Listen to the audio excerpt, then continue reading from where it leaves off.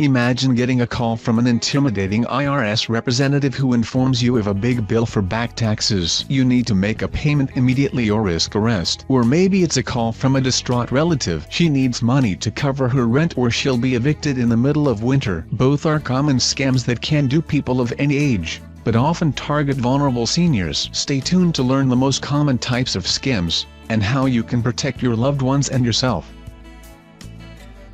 Standing up to scammers, individuals can protect themselves by making trusted family members and financial advisors well aware of their money matters and informing them of any scam suspicions, said Patrick Samasco, elder law attorney and wealth preservation specialist at Samasco Law in Mount Clemens, Michigan. And adult children should be actively involved in protecting a parent in need. Don't be shocked if your parent is defensive about this. They don't want to admit they were scammed, or they might be embarrassed that they lost money, he said. You need to be very diligent about wanting to help them and to be watchful, because once the money is gone, they'll likely never be able to recover it. Anyone can get scammed, even Hollywood A-listers. Here are 10 common scams where retirees are targeted.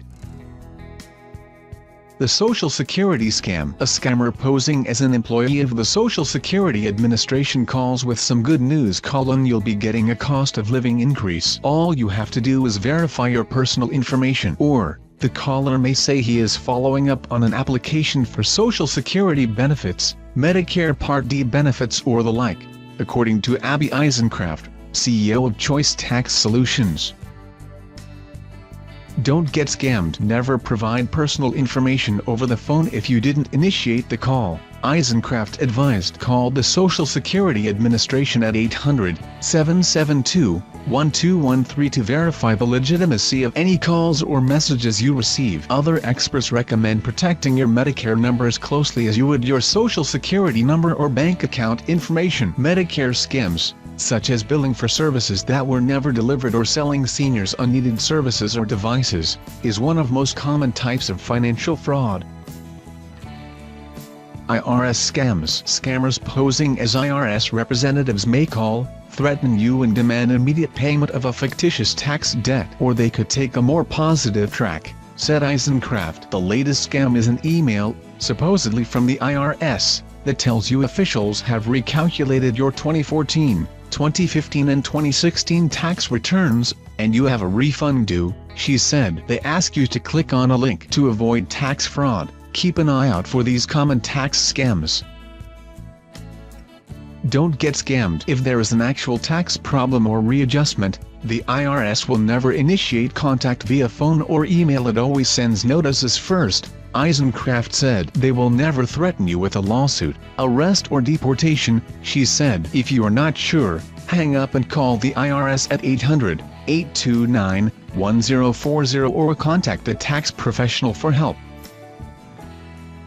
The grandkid scam. One of the most common telephone scams starts with a phone call from an unknown number. The caller plants the idea that she is a granddaughter or other loved one. She might say she is now in jail and needs bail money, or is in the hospital and can't find her wallet. It's always an emergency, and you must wire money as soon as possible to help them out, said Corey Vandenberg, a financial professional with 17 years of experience as a community banker.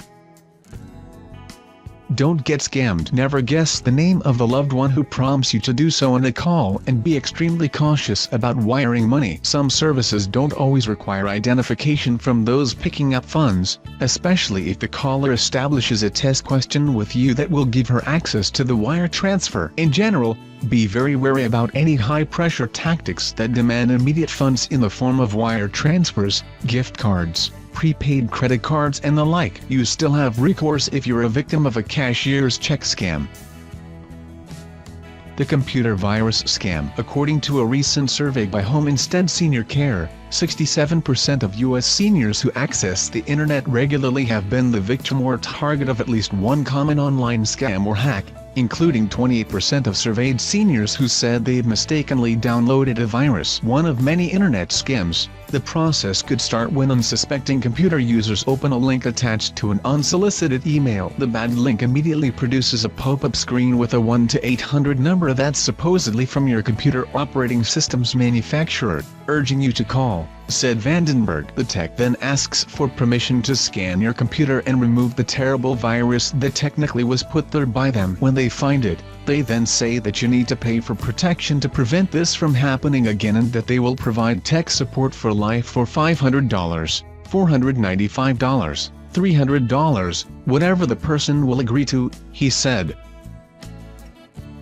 Don't get scammed. In another common variation on this email scam, Eisencraft, the tax professional, said cyber thieves will send you emails that appear to be from a trusted source, your bank, your friend, your tax professional, organizations you deal with frequently. But, if you look carefully, it's a spoofed email address or a very similar email address that has such a slight change that it would be difficult to detect with just a quick glance, said Eisencraft, who is a chartered retirement planning counselor in addition to her tax expertise. They are trying to get you to click on a link or open an attachment so that you download malware onto your system so they can steal keystrokes or remote into your system. Check your emails carefully and make it a habit not to click on any links unless you are positive they're safe. Run your antivirus software automatically on a regular basis. Sometimes the scams are perpetuated for years. These con artists left behind a long trail of victims.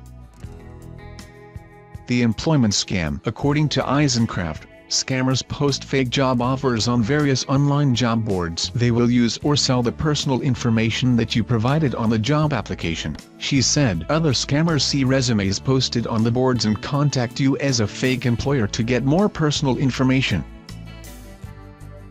Don't get scammed. Experts at the online job board Virtual Vocations recommend never clicking on links and ads or unsolicited emails that could infect your computer with a virus or send you to a phony job application designed to collect personal information. Start your job search by thoroughly researching potential employers and remember to safeguard sensitive financial information. Keep in mind that legitimate employers don't require data such as your social security number until after you've accepted a job.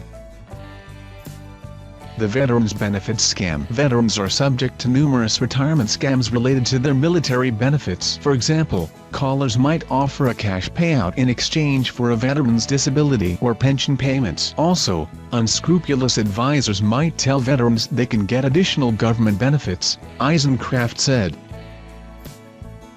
Don't get scammed. The best way to protect yourself against scams is by understanding your benefits and being savvy about scams. AARP and the U.S. Postal Inspection Service launched Operation Protect Veterans to help raise awareness of common swindles. Finally, don't hesitate to contact your state Veterans Affairs agency if you have questions. The jury duty scam. A scammer will call you, posing as a government official. The caller cautions that you will be facing serious jail time because you did not respond to a notice informing you of jury duty. You say you never received the notice, and the scammer tells you that you can avoid jail if you pay a small fine. First, they will ask you to confirm your social security number, so they can make sure you are the correct person since you didn't get the notice, Eisencraft said. Other variations of the scam may start with calls or emails from fictitious debt collectors or even people claiming to represent charitable organizations who ask for payment or donations in the form of gift cards or prepaid credit cards. Don't get scammed. Court systems will never collect fines for missed jury duty, and, as with any call or email, you should never give out payments or personal information unless you initiated the contact and you know exactly who you are dealing with. The home repair scam. These scammers often go door to door in neighborhoods that recently sustained significant storm damage. Others might offer a free inspection, only to inform you of dangerous damage to your roof, chimney or other housing feature. This crafty contractor might offer to do the work for a reasonable price in exchange for a 20% deposit, and never show up to do the job. Don't get scammed. Ron Long, Director of Regulatory Affairs and Elder Client Initiatives for Wells Fargo Advisors, recommends against hiring anyone before doing your own research. Only hire reputable repair shops that you yourself contact because you have the need. The lottery scam. The scam often starts with a call or email stating you have won the lottery overseas, but must pay a processing fee or wire money in order to receive your reward. Don't get scammed. Long's avoidance advice is simple on this one. Hang up. Never respond to an email making the claim either. No legitimate lottery requires winners to pay fees. The romantic request scam. Increasingly, scammers will establish fictitious identities on social media networks or online dating sites with the express purpose of bilking love-struck victims out of money. These scams often prey on the isolation of seniors and those seeking companionship, said Long. Frequently initiated online, the new love interest will work to gain the trust of the senior and use this newfound love as a basis to request money. The victims of financial fraud aren't always older. In fact, scams cost the American economy $50 billion a year, impacting 1 in 4 households, according to the Better Business Bureau. But the bank accounts of women over 50 tend to take the biggest financial hit from these romantic request scams, according to FBI data.